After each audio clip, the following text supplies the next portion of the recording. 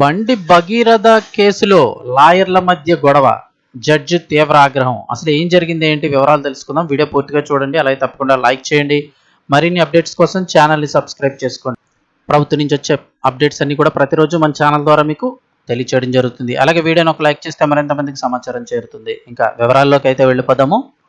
బండి భగీరథ కేసుకి సంబంధించి హైకోర్టులో లాయర్ల మధ్య గొడవ, జడ్జి తీవ్ర ఆగ్రహం. తెలంగాణ హైకోర్టులో కీలక పరిణామం చోటు చేసుకుంది.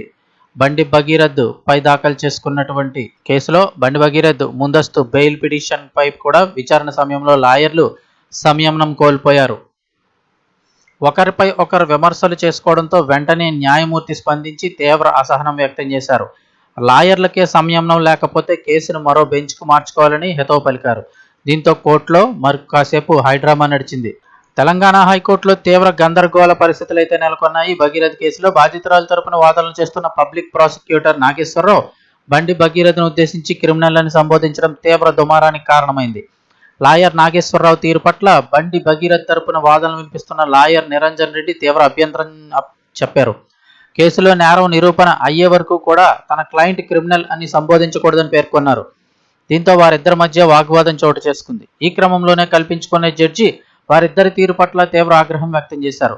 బండి భగీరథ్పై నమోదైన పోక్సో కేసులో ముందస్తు బెయిల్ పిటిషన్ విషయంలో ఇరు పక్షాల మధ్య వాడివేడి వాదనలు చోటు చేసుకున్నాయి. ఈ సందర్భంగా బండి భగీరథ్ను క్రిమినల్ అంటూ బాధితురాల తరపు లాయర్ సంబోధించడం వాగ్వాదానికి దారితీసింది. ఆ లాయర్ చేసిన వ్యాఖ్యల పట్ల బండి భగీరథ్ తరపు లాయర్ తీవ్ర అభ్యంతరం చెప్పడం జరిగింది. ఈ నేపథ్యంలోనే ఇరువురు లాయర్ల మధ్య కోర్టులో జడ్జి ముందే తీవ్ర వాగ్వాదం జరిగింది. దీంతో న్యాయమూర్తి తీవ్ర అసహనం వ్యక్తం చేస్తూ నేరం రుజువయ్యే వరకు ఆరోపణలు ఎదుర్కొంటున్న ఏ వ్యక్తిని కూడా నేరస్తుడు అనకూడదని తేల్చి చెప్పారు.